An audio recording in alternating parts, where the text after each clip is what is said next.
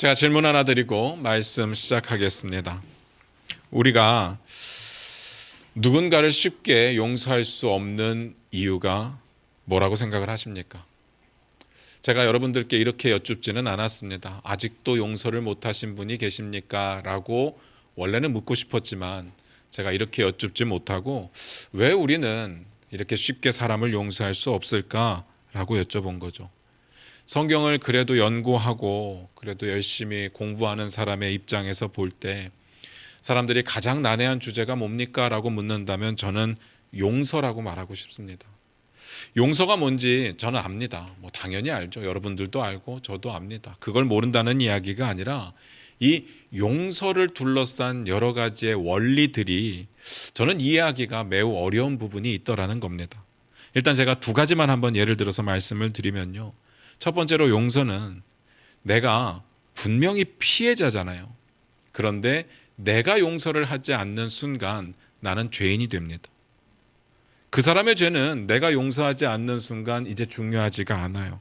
내가 죄인으로 바뀝니다. 누군가가 나에게 죄를 지었을 때 상처받은 것도 나고 사과를 받아야 되는 것도 나고 피해를 입은 것도 난데 내가 그 사람을 용서 안 해준다고 내가 죄인이 된다. 이건 좀 받아들이기가 어려운 법이 아닐까, 그런 고민이 되는 겁니다. 세상에도 이런 법은 없잖아요. 세상에서는 용서를 하는 것이 법이 아니라 이건 미덕입니다. 하고 안 하고는 그 사람께 달려 있는데 용서를 하는 게 좋다고 이야기를 하는 거죠. 그런데 성경은 아닙니다. 예수님 뭐라고 말씀하셨습니까? 마태복음 6장 15절인데요. 우리 화면 보시면서 같이 한번 읽어볼게요. 같이 읽습니다. 시작. 너희가 사람의 잘못을 용서하지 아니하면 너희 아버지께서도 너희 잘못을 용서하지 아니하시리라. 우리가 누군가가 우리에게 죄를 지어서 피해자가 되는 순간 우리는 하나님 앞에 죄인이 될 겁니다. 왜요? 우리는 용서가 잘 안 되거든요. 안 그렇습니까? 그러니까 정말 제 소원은요, 평생의 제 소원은 사람들이 저에게 다 잘했으면 좋겠어요. 저에게 죄를 짓는 순간 내가 피해자가 됨과 동시에 죄인이 돼버리니까, 속이 좁아갖고 용서가 잘 안 되다 보니까 금방 죄인이 되어버리니까 제발 좀 저에게 잘해 주십시오. 또 하나는요, 하나님이 우리가 회개하면 용서해 주신다고 조건을 다셨어요. 근데 우리에게 요구하시는 걸 보니까 우리는 조건이 없어요. 그냥 다 용서하래요. 우리가 용서하는 부분에 어떤 이야기도 없습니다. 하나님의 말씀은요, 너희가 다른 사람을 용서하면 내가 용서해 줄 겐데요. 그런데 너희는 그냥 용서해랍니다. 하나님이 우리에게 용서에 대한 조건을 다셨으니까 우리도 우리에게 죄 짓는 사람들에게 조건을 달아야 되는 게 당연한 것 아니겠습니까?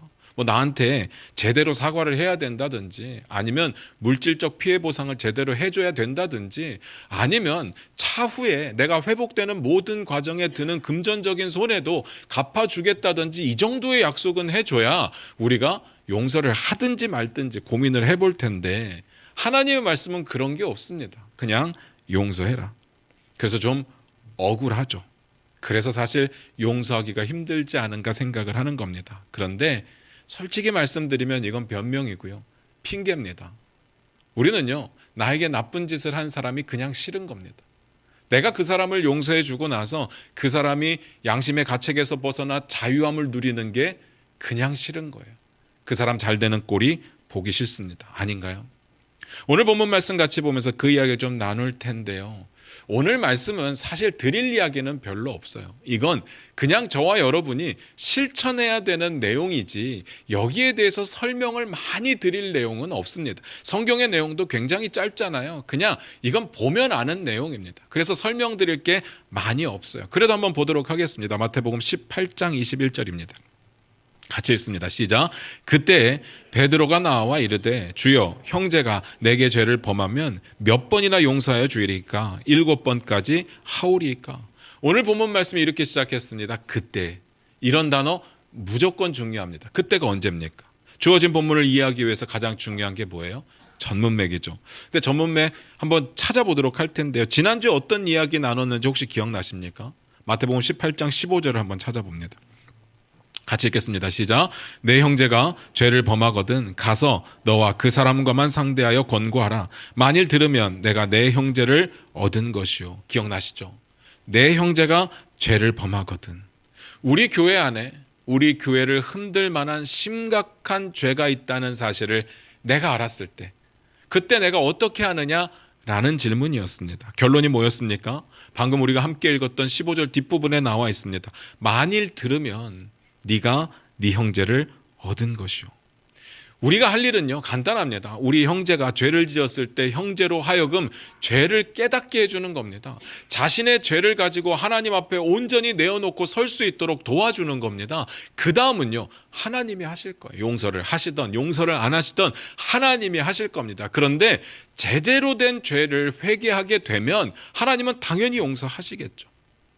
우리는 그렇게 그 형제를 얻는 겁니다. 이게 포인트였습니다. 기억나실 겁니다. 이 목적은요 형제의 죄의 문제를 다루는 시작과 끝까지 계속해서 유지가 됩니다. 첫 번째 어떻게 했습니까? 사람들에게 알려지지 않도록 1대1로 찾아가서 그 사람이 죄인임을 알려줘야 됩니다. 왜요? 그 사람 얻으려고. 그래도 말을 안 들으면 한두 사람을 더 데리고 가서 그 사람이 행한 그 모습이 정말 죄임을 그냥 내 얘기만이 아니라 사람들이 다 그렇게 생각하고 있고 성경에 그렇게 나와 있음을 알려줘야 됩니다. 왜요? 그 사람 얻으려고. 그런데도 말을 안 들으면요 교회에 알려야 됩니다. 이 알릴 때에는요 이 사람을 쫓아내거나 징계하기 위한 목적이 아니라 교회의 공식적인 입장, 교회의 공식적인 신학이 이거는 죄라는 것을 보여주기 위한 겁니다. 왜요? 그 사람을 얻으려고. 예수님의 목적과 포인트는 흔들려 본 적이 없습니다. 죄를 짓는 사람을 얻는 게 목적이죠. 그런데 그렇게까지 했는데도 듣지 않는다면요 정말 한 사람이 찾아가고 두세 사람이 찾아가고 교회의 공식적인 입장까지 말함으로 사랑으로 이야기했는데도 듣지 않는다면 내가 죄인이 아니다. 나는 죄를 지은 적이 없다. 내가 했던 행동이 죄가 아니다라고 말한다면 그때는 교회가 공식적으로 입장을 정리해 줘야 되는 겁니다. 뭐라고 했습니까? 이방인과 세리로 여겨라. 한마디로 더 이상 이제 우리 식구가 아니라는 뜻인 거죠. 왜냐하면요 죄를 교회 안에 놔둘 수가 없습니다. 방치할 수가 없어요. 하나님 뭐라고 말씀하십니까? 악은 그 모양이라도 버려라. 이게 하나님의 뜻이거든요. 하나님께서 이스라엘 백성들을 가나안 땅에 넣어주실 때 가장 우려했던 부분이 이런 거였습니다. 그래서 가나안 모든 족속을 다 멸하라고 했습니다. 왜냐하면 가나안 족속들의 죄가 너무나도 관영했기 때문에 너무 심각했기 때문에 내버려뒀다가는 이스라엘 백성들이 물들 것 같아서. 그런데 이스라엘 백성들이 온전히 순종을 못합니다. 처음에는 열심히 쫓아다니면서 그들을 진멸하려고 했지만 나중에는 같이 사는 방법을 생각하게 돼요. 그리고 그들의 잘못된 우상 문화를 받아들이게 됩니다. 결국은 그것 때문에 망한 거죠. 그를 얻는 것도 중요합니다. 그런데 교회의 거룩함을 지키는 것도 중요합니다. 우리가 교회 역사 속에 이 부분에 소홀했었습니다. 우리 교인들의 우리 안에 있는 죄들을 못 본 척했습니다. 모르는 척했죠. 그냥 내버려뒀습니다. 왜냐하면 한 사람이라도 교회 성도가 늘어나는 게 더 급했기 때문에. 특히나 목회자들부터 이런 부분에서 자유할 수가 없죠. 어느 누구도 목사에게는 말을 잘 안 합니다. 목사에게 말을 할 때는요 거의 끝까지 갔을 때죠. 그리고 싸움이 나는 겁니다. 그래서 우리의 결론이 뭐였습니까? 사랑과 거룩을 함께 지키는 게 결론이었습니다. 여기까지 기억나십니까? 그때입니다. 이 가르침을 주셨을 그때 어떤 일이 있었습니까? 베드로가 예수님의 모든 말씀을 다 듣고 예수님께 묻습니다. 다시 한번 읽겠습니다. 마태복음 18장 21절입니다. 같이 읽습니다. 시작. 그때 베드로가 나와 이르되 주여 형제가 내게 죄를 범하면 몇 번이나 용서하여 주리이까? 7번까지 하오리이까? 잘 보세요. 주여 형제가 내게 죄를 범하면 몇 번 용서하면 됩니까? 7번 용서하면 됩니까? 라고 되어 있습니다. 굉장히 유명한 일화고요. 아마 모르는 분은 다 없을 겁니다. 저는 이 부분을 들을 때 설교 말씀을 들을 때 베드로가 잘난 척하고 교만하면서 7번 이야기를 했는데 예수님께서 베드로의 교만을 꺾기 위해서 70번이 7번이라고 이야기하셨다는 이야기를 들었어요. 근데 제가 볼 때 베드로의 이 질문은요 수준이 너무 높은 질문입니다. 이건 단순하게 교만을 이야기하기에는 좀 어려운 부분인 것 같아요. 베드로의 이야기를 잘 들어보시기 바랍니다. 일단 한 사람이 7번 죄를 짓는데 7번을 용서해 줄 수 있다. 이거 쉬운 일은 아닙니다. 아무나 할 수 있는 일은 아니에요. 여러분들께 한번 여쭐까요? 여러분들은 몇 번까지 용서해 줄 수 있습니까? 대부분요, 자식들 키울 때 뭐라고 이야기합니까? 3번이다. 이번이 3번째다. 이러지 않습니까? 한국 사람들의 관용의 한계는 3번입니다. 3번. 좋아하잖아요. 근데 그때 당시 랍비들도 3번의 용서를 가르쳤어요. 그 정도면 됐다고 가르쳤습니다. 그런데 베드로가요, 7번을 말한 거예요. 이건 단순한 교만이 아니죠. 그리고 성경에서 7은요, 완전 숫자입니다. 그러니까 베드로가 말하는 건 완전한 용서를 해야 됩니까? 라는 질문인 거죠. 이런 걸 생각해내는 게 쉬운 일은 아니었습니다. 상황을 좀 정리를 해서 볼게요. 1대1로 상대해서 그게 죄임을 알려줘야 되고, 안 들으면 한두 사람 더 데리고 가서 두세 사람의 증인으로 그게 죄임을 확증해줘야 되고, 그래도 안 들으면 교회의 공식적인 입장으로 그 행동이 죄임을 알려줘야 돼요. 그런데 그래도 안 들으면 이방인과 세리로 여기라고 했습니다. 이러면 정리가 끝난 거예요. 이 죄의 문제를 다루는 정리는 끝났습니다. 그런데 그 이야기를 다 듣고 베드로가 뭐라고 이야기를 하느냐? 형제가 잘못했을 때 7번까지 용서해 주면 됩니까? 라고 말을 하는 거예요.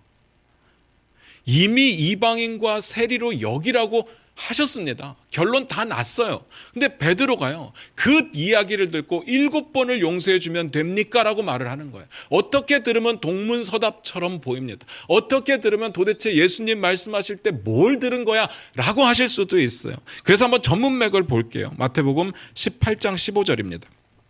아까 읽었던 부분이다. 다시 한번 읽을게요. 같이 읽겠습니다. 시작. 내 형제가 죄를 범하거든 가서 너와 그 사람과만 상대하여 권고하라. 만일 들으면 내가 내 형제를 얻은 것이요. 오늘 본문도 다시 한번 읽어볼게요. 18장 21절입니다. 같이 읽겠습니다. 시작. 그때 베드로가 나와 이르되 주여, 형제가 내게 죄를 범하면 몇 번이나 용서하여 주리이까? 7번까지 하오리이까? 지난주 본문도 읽어봤고 오늘 본문도 읽어봤어요. 이 두 개를 놓고 비슷한 부분을 비교해 보시기 바랍니다. 뭐가 차이가 있습니까?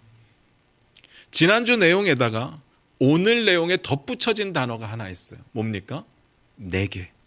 내게라는 단어가 붙었어요. 영어로는 against me입니다. 나에 대해서 죄를 짓는 거예요. 나를 대적해서 죄를 짓는 거예요. 그러니까 이런 상황인 겁니다. 베드로가 이렇게 말하는 것처럼 들려요. 예수님의 말씀이 뭔 말씀인지 충분히 알겠습니다. 그런데 그걸 지키는 게 말처럼 쉬운 게 아닌 건 아시죠? 만약에 형제가 나에게 죄를 짓는다면 그래도 완전히 용서해야 됩니까? 라는 질문인 거죠. 느낌이 완전히 다르죠. 주님의 이야기를 듣고 실천하려는 사람들은 가장 먼저 부딪히는 부분이 아마 이 부분일 겁니다. 기가 막힌 이야기예요. 잘 들어보세요. 이 일이 나와 상관없는 일일 때, 죄를 지은 사람을 알았는데 나와 상관없는 일이에요. 나에게 지은 죄가 아니에요. 그때는요, 교회의 확증에도 불구하고 이 사람이 끝까지 버팅기면서 회개를 하지 않는다. 그러면요, 이방인과 세리로 여기면 돼요. 그러면 끝났습니다. 상황이 종료됐어요. 그러면 교회 거룩함을 지킬 수 있어요. 아무 문제 없어요. 그런데 나하고 상관 있는 문제라면요, 그 사람이 나에게 죄를 지은 거라면요, 어떻게 이런 식으로 끝냅니까? 여러분, 와닿지 않습니까? 누가 우리에게서 1억을 빌려가서 안 갚는다고 한번 생각을 해보세요. 느낌 확 오십니까? 교회에서는 그냥 그러고 끝냈어요. 그래도 우리가 그런 식으로 끝낼 수 있겠냐고요. 말이 안 되는 거잖아요. 그 사람을 향한 교회의 공식적인 결론 알겠습니다. 하나님의 뜻이 뭔지 충분히 알겠어요. 그런데 나는 아무것도 해결된 게 없어요. 나는 100만 원도 못 받았어요. 무슨 말인지 아시겠습니까? 그 사람이 인정을 안 했다는 이야기는요, 그래서 끝까지 회개하지 않았다는 이야기는요, 결국엔 나한테도 갚을 마음이 없다는 이야기입니다. 나에게도 사과할 마음이 없고 배상할 마음이 없다는 이야기예요. 그러면 내 안의 상한 감정은 하나도 건드려지지 않았습니다. 그런데 일은 종료가 됐죠. 그 사람이 잘못을 시인하고 그리고 갚아주겠다고 약속을 하고 그래도 상처는 남을 거예요. 그런데 배상은커녕 사과도 하지 않는 상황이라면 교회는 정리가 끝났는데 난 어떻게 해야 되는 겁니까? 내 상처는 누가 책임져요? 그게 베드로의 질문이에요. 그래도 완전히 용서해야 됩니까? 라는 질문이에요. 여러분 어떻습니까? 그래도 완전히 용서해야 됩니까? 여러분 뭐라고 대답하시겠습니까? 여러분의 후배가 여러분을 찾아와서 이런 상황들을 논의를 한다면 여러분들은 뭐라고 대답하시겠습니까? 경찰에 신고해. 그러시겠습니까? 마태복음 18장 22절 봅니다. 예수님 뭐라고 하실까? 같이 읽겠습니다. 시작. 예수께서 이르시되 내게 이르노니 7번뿐 아니라 7번을 70번까지라도 할지니라. 7번만 용서해 주는 게 아니라 7번이 70번까지도 용서를 해주래요. 7번을 70번 몇 번입니까? 이게 이제 헬라어기 때문에요. 이걸 보는 두 가지 해석이 있습니다. 그냥 70번과 7을 더해서 77이라고 보는 견해가 있고요. 왜냐하면 에스겔서에 그런 내용이 나오기 때문에. 그리고 77에 49, 490번이라고 보는 견해도 있어요. 뭐 어떻게 해석하든지 간에 어떻게 번역하든지 간에 결과는 똑같습니다. 77번까지 용서해주고 78번째는 용서 안 해줘도 된다. 그런 이야기는 아니에요. 490번까지 용서해주고 491번째는 용서 안 해줘도 된다. 그런 뜻이 아닙니다. 예수님의 말씀은 이런 뜻이에요. 네가 말하는 게 맞아. 그런데 네가 생각할 수 있는 것보다 더 완전하게 용서를 해야 돼. 그 뜻입니다. 뭔 말인지 알겠습니까? 그래서 쉽지 않아요. 그래서 쉽지 않습니다. 그게 문제인 거죠. 제가 곰곰이 생각을 해봤습니다. 도대체 죄가 뭘까? 죄가 뭐길래 이렇게 나를 어렵게 할까? 그래서 성경을 쭉 보다 보니까요. 제가 정리를 해보니까 죄는 두 가지 종류가 있어요. 이걸 어떻게 설명을 드릴까 하다가 10계명의 내용을 가지고 좀 설명을 해드리려고 해요. 두 가지가 있는데 첫 번째는 하나님께만 짓는 죄가 있어요. 우상을 섬기고 이방신 섬기고 여호와의 이름을 망령되게 여기고 안식일을 지키지 않는 거, 이거 하나님께 짓는 직접적인 죄입니다. 하나님은 이걸 굉장히 싫어하세요. 그런데 우리가요, 이런 죄를 지었다고 해도 우리 옆 사람에게 아무런 해가 가지는 않습니다. 어떤 피해도 없어요. 이건 하나님께 짓는 죄예요. 두 번째는요, 하나님의 백성에게 짓는 죄가 있어요. 십계명의 뒷부분이죠. 부모를 공경하지 않고 살인하고 간음하고 도둑질하고 그리고 이웃에 대해서 거짓 증거하고 이웃의 것을 탐하는 거. 이건요, 짓는 순간 내 옆에 누군가는 상처를 받고 피해를 받게 되어 있습니다. 우리가 생각하기에는 하나님께는 특별히 잘못한 건 없어 보이죠. 그런데 성경은요, 둘 다 그냥 죄라고 말합니다. 이걸 구별해서 인간의 죄, 하나님께 대한 죄 이렇게 나누지 않는다고요. 왜 그러느냐? 성경에서 말하는 죄는요, 하나님이 인정하는 죄이기 때문에 죄인 거예요. 하나님 앞에 짓는 죄이기 때문에 죄인 거예요. 저와 여러분들이 오늘부터 이 행동을 하면 죄입니다, 아무리 결정을 해도 하나님이 그렇게 생각하시지 않으면 그건 죄가 아닙니다. 우리들끼리의 문제인 거죠. 죄는 하나님이 말씀하시는 게 죄인 거예요. 그래서 하나님은요, 인간에게 잘못을 하든 하나님께 잘못을 하든 다 죄라고 말씀하십니다. 그러니까 이 문제, 죄의 문제를 해결해야 되는 사람은 어떻게 해결을 해야 되느냐? 두 방향으로 다 해결을 해야 되는데, 첫 번째는 당연히 하나님께 회개해야죠. 사람에게 잘못을 하든 하나님께 잘못을 하든 다 하나님께 죄를 회개해야 됩니다. 이건 더 설명이 필요가 없어요. 사람에게 죄를 지었어도 하나님께 죄를 지은 겁니다. 두 번째, 그런데 그걸로 끝나면 안 되죠. 만약에 사람에게 지은 죄라고 한다면 그 죄에 대한 문제를 해결을 해야 됩니다. 그의 아픔을 위로하든지 그의 피해를 갚아주든지, 그것이 그 문제를 해결하는 방법이죠. 그래서 율법에 보면요, 배상법이 그렇게 많이 나와요. 뭐를 훔치면 어떻게 갚고 뭐를 죽이면 어떻게 갚고 하는 내용들이 많죠. 그런데요, 오늘 본문의 상황은요, 지금 베드로가 물었던 상황에서 해석을 해보면 극단적인 상황입니다. 모든 게 다 안 되고, 그래서 이방인과 세리로 여기는 상황에 베드로가 입을 열은 거예요. 하나님 앞에 회개하지도 않을 뿐더러 나에게도 사과도 하지 않는, 배상도 해주지 않는 최악의 상황을 지금 생각하면서 이야기를 하는 겁니다. 문맥상으로 보면 그렇잖아요. 그러니까 이방인과 세리로 여기라고 하셨겠죠. 그런데요, 딱 그것만 보지 말고 그 본문 안으로 들어가서, 문맥 안으로 들어가서 좀 더 광범위하게 본다면 회개 중간에 했을 수도 있죠. 중간에 갚아주는 것으로 끝냈을 수도 있어요. 그런데 베드로의 가정은 뭔가 하면 7번 죄를 짓는 거예요. 그래서 내가 7번 죄를 용서하겠다고 말하는 거잖아요. 그러면 다 갚기로 하고 다 미안하다고 했지만 계속해서 반복적으로 나에게 죄를 짓는다면 그것도 용서해 줘야 되나요? 라는 질문인 거죠. 생각보다 상황이 좀 복잡하죠.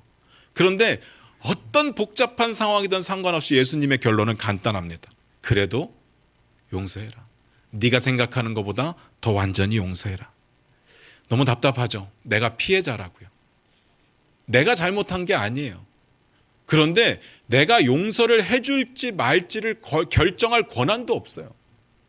내가 피해자인데 난 무조건 용서를 해줘야 되는 거예요. 최소한 용서를 할지 말지는 우리가 좀 정할 수 있어야 되는 것 아니겠습니까? 그게 사람 살아가는 맛이죠. 제가 이 이야기를 생각하고 고민하면서 곰곰이 한번 생각을 해봤습니다. 왜 하나님의 뜻은 이렇고 나는 쉽게 사람을 용서해 줄 수 없을까?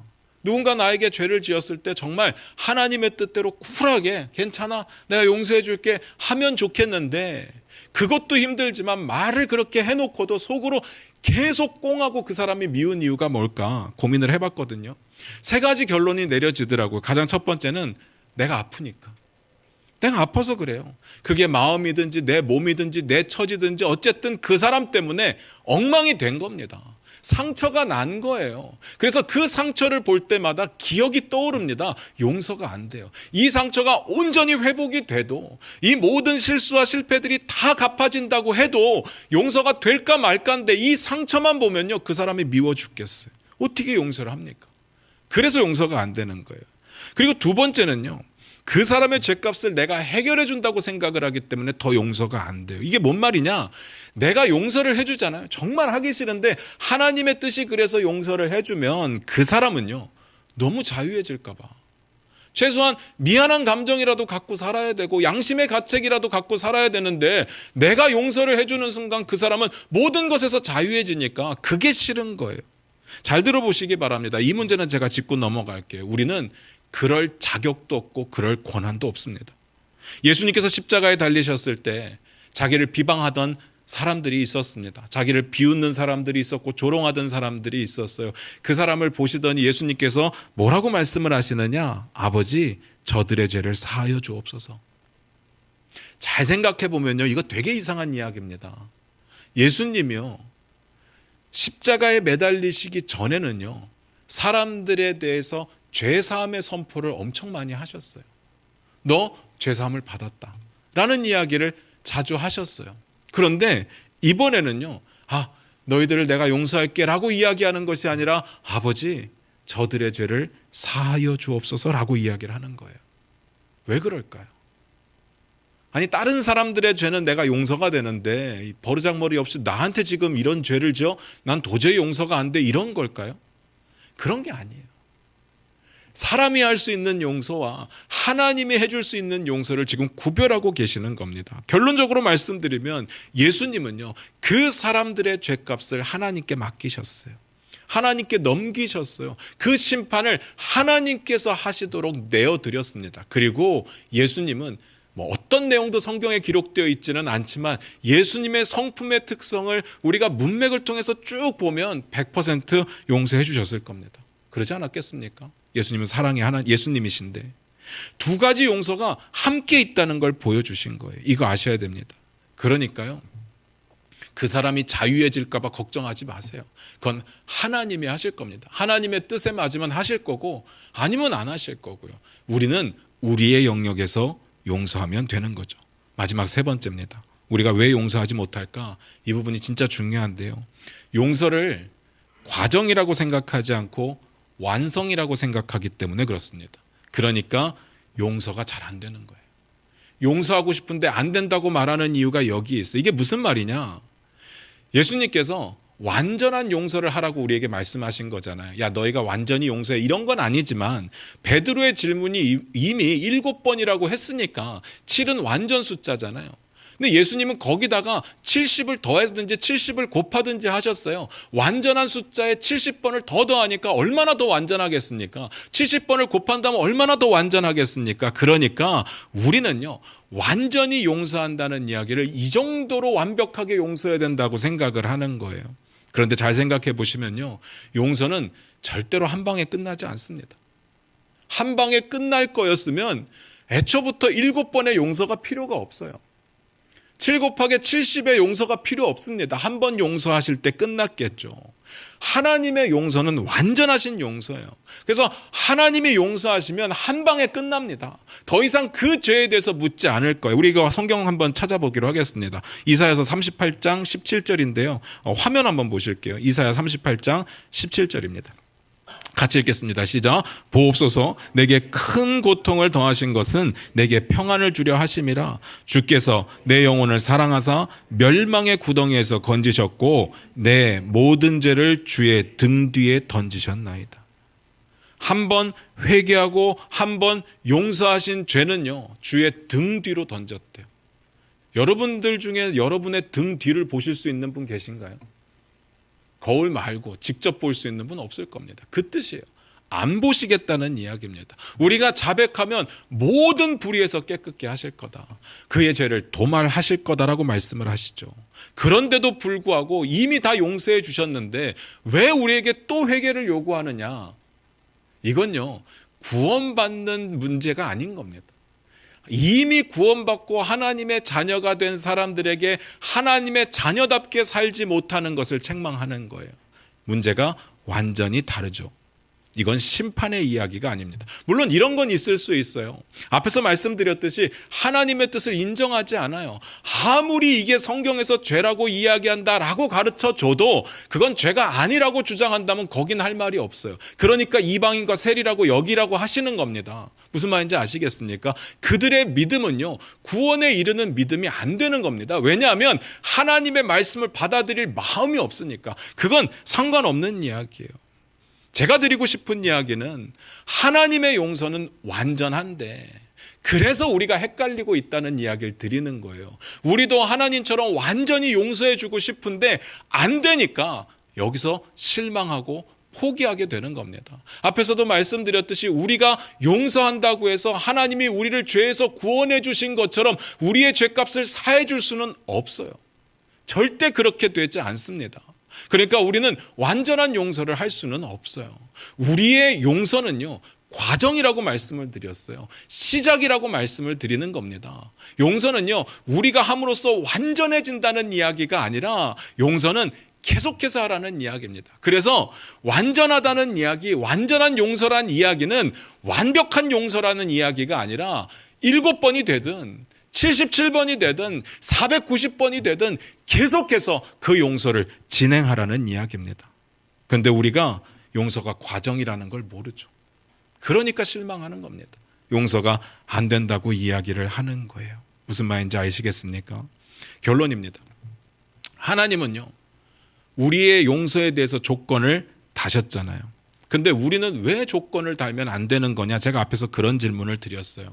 이 부분은요, 그 다음에 잘 나와 있습니다. 마태복음 18장 23절부터 34절인데요. 우리 기니까 좀 천천히 한번 집중해서 읽어보도록 하겠습니다. 마태복음 18장 23절부터 34절입니다. 같이 읽겠습니다. 그러므로 천국은 그 종들과 결산하려 하던 어떤 임금과 같으니 결산할 때에 10,000달란트 빚진 자 하나를 데려오매 갚을 것이 없는지라 주인이 명하여 그 몸과 아내와 자식들과 모든 소유를 다 팔아 갚게 하라 하니 그 종이 엎드려 절하며 이르되 내게 참으소서 다 갚으리이다 하거늘 그 종의 주인이 불쌍히 여겨 놓아 보내며 그 빚을 탕감하여 주었더니 그 종이 나가서 자기에게 100데나리온 빚진 동료 한 사람을 만나 붙들어 목을 잡고 이르되 빚을 갚으라 하매 그 동료가 엎드려 간구하여 이르되 나에게 참아주소서 갚으리이다 하되 허락하지 아니하고 이에 가서 그가 빚을 갚도록 옥에 가두거늘 그 동료들이 그것을 보고 몹시 딱하게 여겨 주인에게 가서 그 일을 다 알리니 이에 주인이 그를 불러다가 말하되 악한 종아 내가 빌기에 내가 내 빚을 전부 탕감하여 주었거늘 내가 너를 불쌍히 여김과 같이 너도 내 동료를 불쌍히 여김이 마땅하지 아니하냐 하고 주인이 노하여 그 빚을 다 갚도록 그를 옥졸들에게 넘기니라. 뭔 내용인지는 다 아시는 내용이죠. 제가 간단하게 정리를 해볼게요. 임금이 10,000달란트 빚진 자를 그냥 용서해 줬습니다. 그리고 그 빚을 다 탕감해 줬어요. 제가 성경을 보면서 이렇게 부러웠던 적이 없어요. 10,000달란트를 탕감해 줬어요. 그런데 이 1만 달란트 탕감받은 자가 집에 돌아가다가 자기에게 100데나리온 빚진 자를 보더니 갚으라고 하는 거예요. 똑같이 없다고 해도 그걸 무시하고 자기의 감옥에 넣어버렸습니다. 그 사실을 사람들이 임금에게 알리죠. 그리고 임금이 화가 나서 다시 그 사람을 부릅니다. 너도 다 갚아. 그러면서 감옥에 넣었다는 이야기거든요. 다 아시는 내용입니다. 이 이야기의 포인트가 뭐냐? 우리가 하나님 앞에 용서받은 죄값은요 1만 달란트 수준이라면 비유입니다. 그리고 절대값이 아니라 비교값입니다. 형제가 나에게 저지른 죄에 대한 무게는 100데나리온 수준밖에는 안 된다는 거예요. 감이 없으시죠? 1만 달란트가 얼마인가 하면요 한 달란트는 보통의 노동자가 1년 동안 열심히 일해서 벌 수 있는 연봉에 해당되는 돈입니다. 데나리온은요 하루, 노동자가 하루 열심히 일하면 받을 수 있는 노동값입니다. 그러면요 1만 달란트면 10,000년 동안 벌어서 갚아야 되는 돈인데 한 푼도 쓰면 안 돼요. 벌기만 하고 써버리면 못 갚죠. 10,000년 동안 한 푼도 쓰지 않고 모아야 갚을 수 있는 돈인데 또 거기에 지금 이자도 계산이 안 됐어요. 1만 달란트의 이자를 계산하면 아마 우리는 이자만 갚기에도 너무 힘들 겁니다. 근데 100데나리온은 100일만 일하면 되잖아요. 비교가 안 된다고요. 제가 시간이 남아서는 아니에요. 이런 거 이렇게 계산해 보는 게 좋아서 해본 겁니다. 1달란트는요. 한 300데나리온이 조금 넘을 것 같아요. 주 5일 근무하면. 그렇잖아요. 그러면 10,000달란트는요. 계산이 안 되나요? 3만 배에 해당되는 거겠죠. 1달란트가 100데나리온의 3배니까 3만 배 정도 되는 거예요. 이 차이가 느낌이 오십니까? 그러니까요. 7번 용서해줘도 많이 남아요. 77번 용서해줘도 많이 남아요. 490번 용서를 해줘도 많이 남아요. 뭐에서 남는다고요? 내가 하나님께 용서받은 그 죄값에 대해서 그 결과에 대해서 이건 아무것도 아니라는 이야기를 드리는 겁니다. 그러니까요. 우리는 조건을 달 수가 없어요. 우리가 우리의 형제를 용서해 줘야 되는 조건은요. 나한테 그 사람이 회개를 하느냐 마느냐, 사과를 하느냐 마느냐, 배상을 하느냐 마느냐가 아니라 우리가 그 사람을 용서해 줘야 되는 조건은 우리가 우리의 죄값에 대해서 하나님께 용서를 이미 받았기 때문에 그래서 용서를 해줘야 되는 겁니다. 그 사람이 어떻게 하느냐와는 상관이 없어요.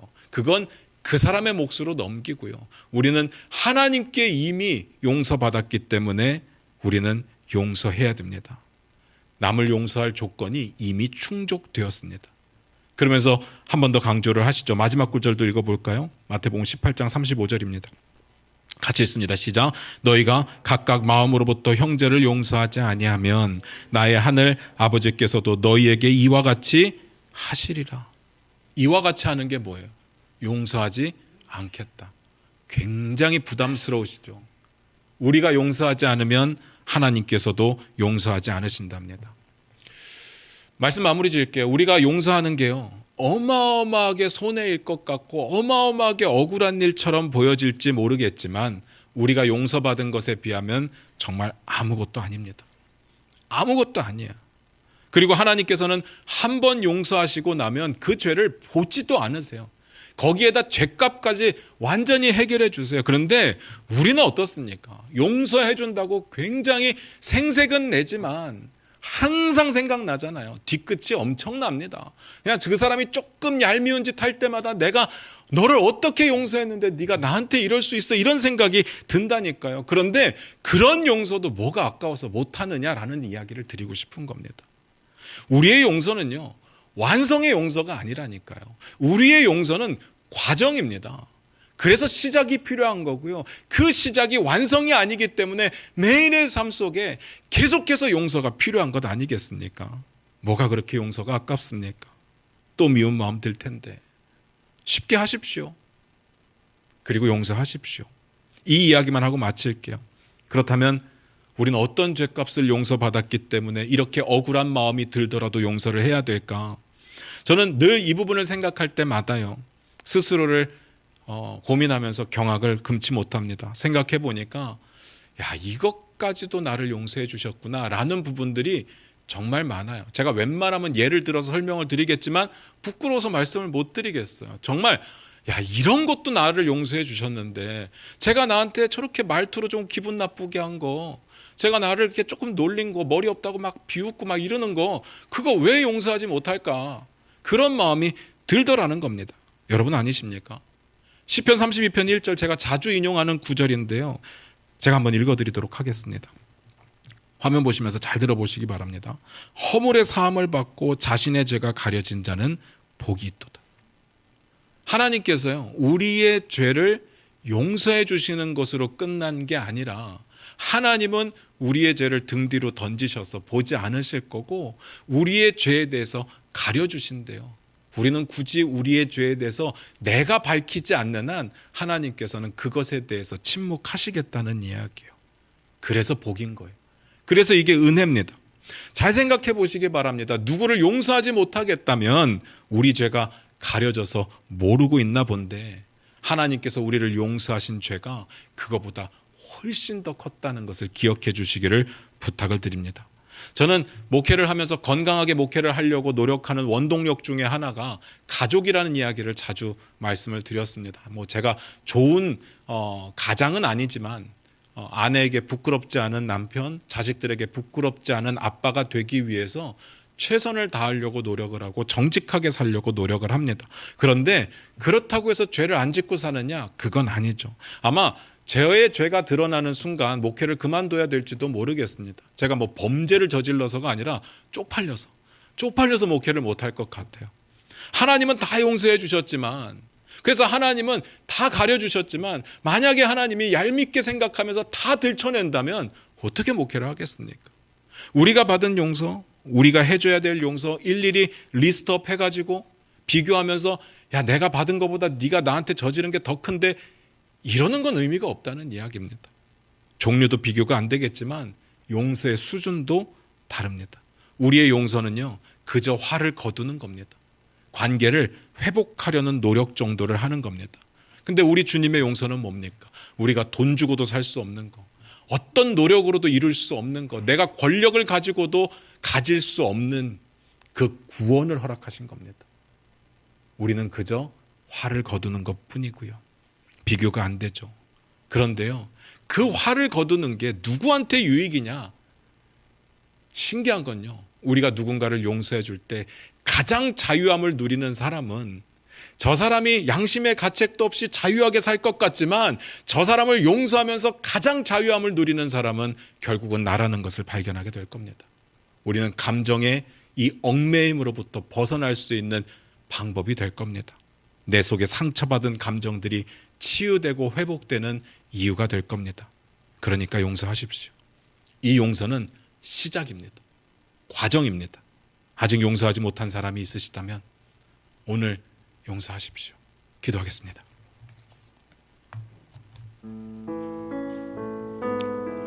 우리 반주 들으시면서 잠깐 한번 우리의 삶을 뒤돌아보셨으면 좋겠습니다. 여러분은 용서를 잘하시는 분들입니까? 마음에 이게 지금 응어리져 있는 누군가를 향한 미운 감정이 하나도 없습니까? 그런 분도 계시겠죠. 평생을 남에게 나쁜 짓을 안 당하고 사신 분들도 계시겠지만, 그래도 우리는 아주 크고 작은 일들로 마음의 상처를 받고 말 한마디 때문에 마음의 상처를 받고 미워하며 사는 경우들도 있습니다. 그런데 제가 묻고 싶은 건 그겁니다.